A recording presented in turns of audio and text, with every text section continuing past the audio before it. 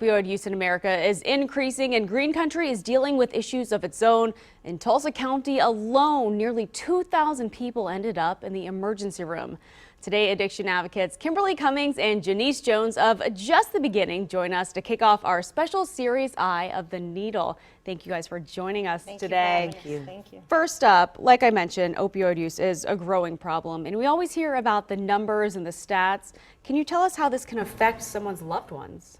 It affects the loved ones in very devastating ways.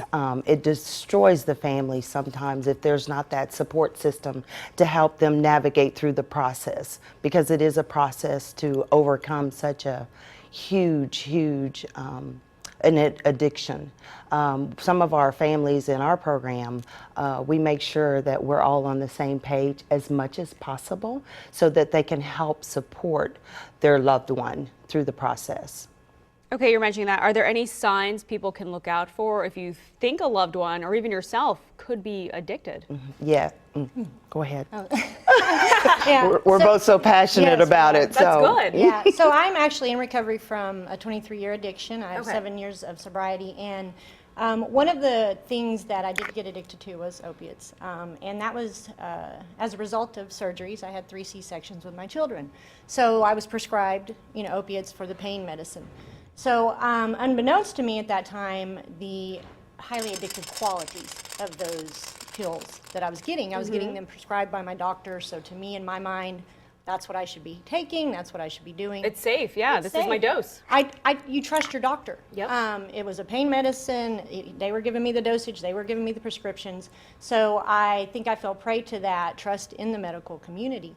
And one thing I always notice, and things that we should communicate to our family members is, watch out for those time periods that someone may be using pain medication after maybe a surgery or an accident, because they can sneak up on you and you can become highly addicted to them without your knowledge. And all of a sudden your pain is gone, but your need for that drug still exists.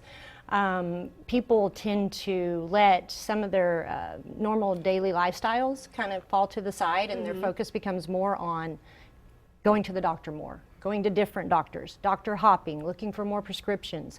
So if you're a family member and you're noticing those type of activities, then there's probably cause to be concerned that that individual may be addicted to Okay, and if you see those activities or someone doing that, how can they get help?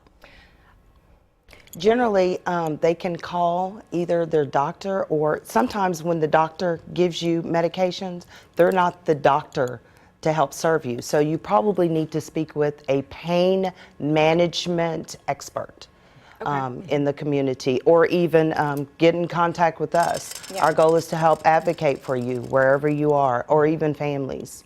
Yeah, so they can contact Just the Beginning through our website, which is justthebeginninginc.org. They can call our office number, 918-794-8858.